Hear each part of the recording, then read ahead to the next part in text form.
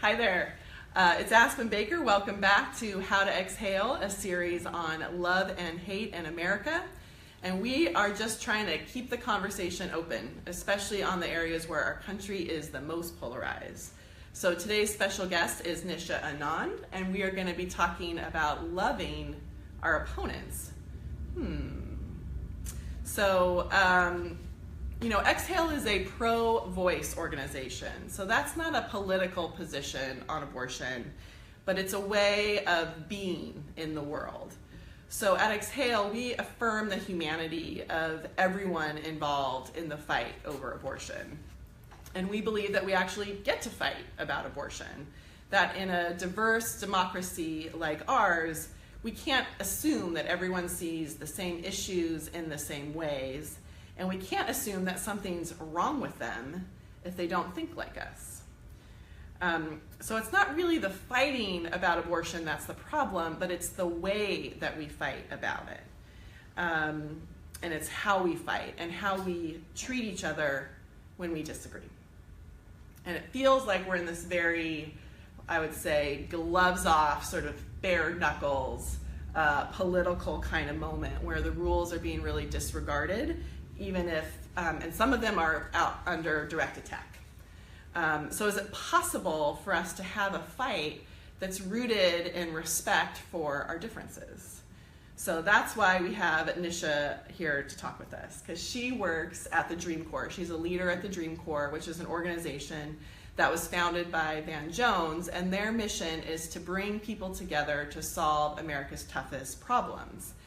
And some of their initiatives include helping low-income youth get the skills they need to become programmers. They're working to cut the prison population in half, and they're working to build an inclusive green economy. So those all sound like things that probably did pretty well under Obama, and maybe would have done better under President Clinton, but are certainly under threat under President Trump. And so everyone at the Dream Corps has plenty of reason to be really freaking mad and really upset and really worried. But the response of the Dream Corps was to choose love. And the response was to create something that they call a love army. And the love army is designed to help people turn towards one another at this time. So thank you for being here. Great intro. Thanks for having me. I work on these a little bit. So let's start by asking, who are our opponents? Like, who are we fighting? Is it Trump? Is it everyone that voted for him?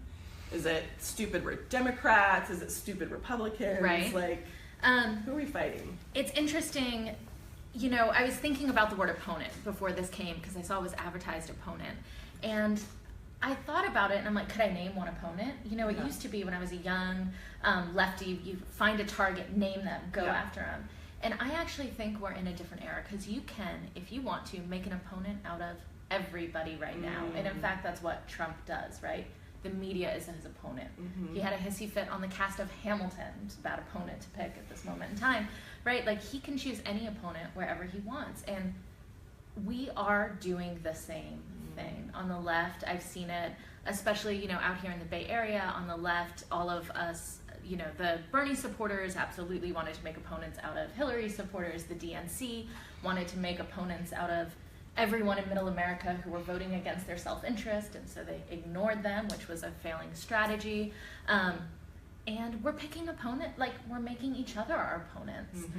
If you don't say the thing the way I want you to say it, you're my opponent now. So I was trying to flip it and thinking that the Love Army actually doesn't see opponents. I mean, we oppose Trump and Trumpism and this type of kleptocracy and this I don't know disregard, so stealing, kleptomania, right? Like he is, it's a word I've been trying to use because it seemed so obvious from day one that this whole thing was to enrich his pockets and his family's pockets and everyone he knows pockets, and I feel like that's what we're seeing play out. All right, I learned something already. Yeah, to me it's a really easy description to tell people because I don't think that you can deny that. Like you see that happening with this Russia investigation. So I got off track. Opponents. That is definitely what we're opposing, this Trumpism. But to create opponents everywhere is hurting us, that you're either for us or against us. If you voted for Trump, a racist, then you in fact are a racist too. It's ignoring the fact that a ton of people who voted for Trump held their nose and voted for Trump. They're the Ryan voters, the Rubio voters, the Jeb Bush voters. Trump was not their choice, but they went to the box that day for some reason, held their nose and voted. Just like we know a ton of people who held their noses and voted for Hillary. I gladly did it because my daughter, you know, she loves Hillary. She still does. Out of every moment, I have to give that shout out for her. But yeah, people held their noses and voted for Hillary and didn't love everything she stood for. And so I want the Love Army not to think about who's our opponents, but who do we need to include into what we're doing. And that is a much bigger tent than people are giving right now. We are so fast to write half of the country off, write off all of the people that voted for Trump. I don't want to do that. I don't want to give him those people. We actually need those people to win. What do you do when you're really angry? What are you doing with the anger? Anger, I mean, I think we go through anger every day. There's a lot of reasons to be angry right now. We have white nationalists walking around the White House, which is terrifying. We have policies that are going to speed up environmental destruction getting rolled out. We have, you know, kids sentenced to life in prison. Anger is beautiful, and anger is something that has fueled a lot of resistance movements. It's fueled a lot of great action. And it's important to, you know, have that emotion. It is not enough. It is not enough. And this I am positive of. It's not enough to govern. It might be enough to fuel a movement. It might be enough to start the conversation. It's not enough to win. And so I really want to look beyond anger. What's next? I want to be part of a movement and part of a country that leaves no one behind. A lot of times in the Love Army, we say we're fighting for the underdogs in both the red states and the blue states. If you have such anger for the Trump voters, if you have such anger for middle America, you cannot come up with any creative solutions that include everybody. You can't rule people you don't love. And I think that's the reason why Trump's power is causing so much anger, why we hate it so much. It's that idea that he really actually doesn't seem to care about half of the country. Not just the people who didn't vote for him. He doesn't seem to even care about his voters at all, as you can see with like the healthcare legislation and yeah. So I don't want to be that. And I think that we will find the most creative solutions and the most inclusive solutions if we look beyond anger and what's next. Well, there's this weird thing that's happening where it seems like villains are really popular right now. Very popular. And villains lie, and they hurt people, but they're being rewarded. They get retweeted on social media, and right now they get elected. And so if our culture is rewarding villains and liars, what do we do? It's really easy to slip into that. I think it's really easy to mimic what is happening in the White House. It's always been that way. Whatever's popular, it's easy to mimic that in the rest of the country. We have to fight against that, period. I see that it's easy. I think it's a very similar question to the opponents. It's easy to make opponents out of anyone. It's easy to make villains out of everybody. You can take one little example of something someone's done and said, see, that's why this group of people are villains. It's exactly what is happening to Muslim communities. They're like, look at X example, that entire community I'm gonna write off. And I want to fight against that. And I think one of the biggest ways to do that is fight against it and really change that mentality I see in us. I think there's this, you and I talked about this earlier, there's this thing that we do, and I've done my whole life, and it was a wake-up call when I realized it, was this idea that, if only people in middle America knew better, if only they were smarter or well-educated or went to school or read Noam Chomsky or whatever it is, like this idea that they would think like me, or they would change, or they would have a different set of values. If I could just talk to them and change their minds. That is colonialism. That was something that was pointed out to me. That is a colonial mentality. That's the whole, like, those savages, those beasts over there, we're going to change them and give them religion and everything. This is something I'm sure Exhale is very familiar with. That's right. That it doesn't have, that if the only thing you're thinking when you speak to someone with a different opinion is how can I change their mind, that's not democracy. Mm-hmm. That's not seeing another person. That's not listening. And I feel like listening and getting to know people, and this is the example I think y'all have been pioneers of, you've known this for a long time, that just getting to know somebody and know their story and listening to where they're coming from and finding that you have some common values and some different values, and that's okay. Mm-hmm. That changes the world. Mm-hmm. Like, that is what I feel like with LGBTQ issues is really easy to see that in such a short time, that just getting to know people can expand what's possible. Mm-hmm. And that's what the beauty of democracy, the promise of democracy is supposed to be, that we can come with many different values, many different opinions, battle it out, not oppose, not be like, you are horrible because you think this way, but what do we have in common? What better solution can we get to? That's it at its best. Right now, we're in a total divisive moment where you're not even allowed to see someone else's humanity. So I want to fight against us as villains. Yeah. And I think we really need to, really not look at. So how do you do that on a day-to-day basis? You've had this aha moment that Mm-hmm. I can't just assume, that if they knew what I knew, or lived like I did, they'll think like me. Right. That this sort of idea, we got to get everyone to think the same way. Mm-hmm. So how does that change your day-to-day, or how does that change what you do on social media, for example? Well, social media is a hateful place if we're talking about love and hate. That's where villains and meanness and bullying are very much rewarded. It's really easy to look at the headline, in the sensational headline, whatever the clickbait is, and be like, look at that stupid Trump vote. I remember this really they didn't know Obamacare was actually, the ACA. And everyone's just pointing out these people that didn't know it. Now, is that really useful? Does that get us anywhere? Does that help us with the healthcare debate at all? No, it just points to, oh, look, I'm smarter than X. Yeah.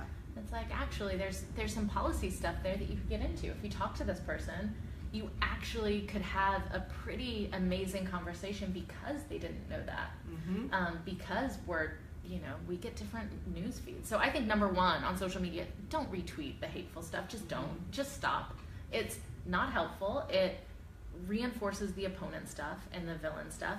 My kids are middle school age.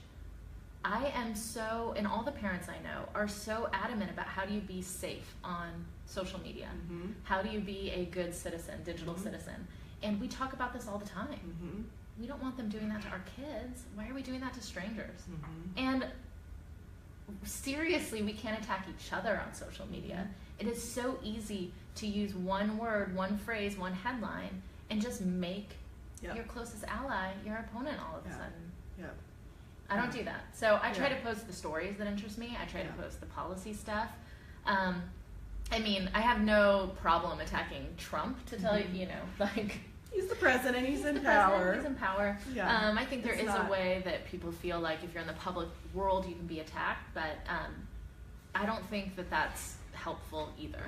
I'm having a hard time finding articles where, I follow them and I'm like, there's interesting stuff, but it's sort of wrapped in all of this condescending, patronizing kind of stuff that I don't feel comfortable posting it. Yeah. So it's harder and harder to actually find things that aren't just so, about skewering somebody in some kind of way. But what I hear is you're being a smart consumer. I look at it, I read it, and decide if I want to repost it. Yeah. So much now is people just retweeting something nasty, and it scores them a lot of points. You get a lot of likes. I don't get a lot of likes on my post. You guys should like my post. But I'm hoping one day, after, when we get to the place of love instead of anger, that stuff will get rewarded. Mm-hmm. That's the kind of media I show my kids a lot. Now, they watch CNN a lot because my boss, Van Jones, he's amazing. He's on CNN all the time. So my kids see that, and they see the divisiveness and so I make sure they see the beautiful stuff. We look at that video of the squirrel falling down on the slinky, or even better, about people helping each other out. And they love it. It's inspiring. It's important. We have to show that model to our kids. We have to show that to each other, and I think that's what will win the country back. So there's a lot of like love giving out from you, Nisha, and of like sharing of and being respectful and talking to people with dignity. So like, what do you get back? You know, do you need that back? I would like it back. I mean, who doesn't want love and respect back? We're at a moment in this country when walking around in my body and a lot of people's body is not something that's respected or loved. It's in fact hated. And, you know, people in power can legislate against it too. So it's not, there's a lot of hate coming at me and our communities and our people, a lot of it.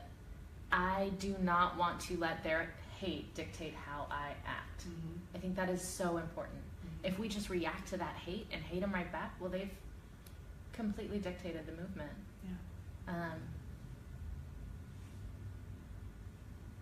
I want to work.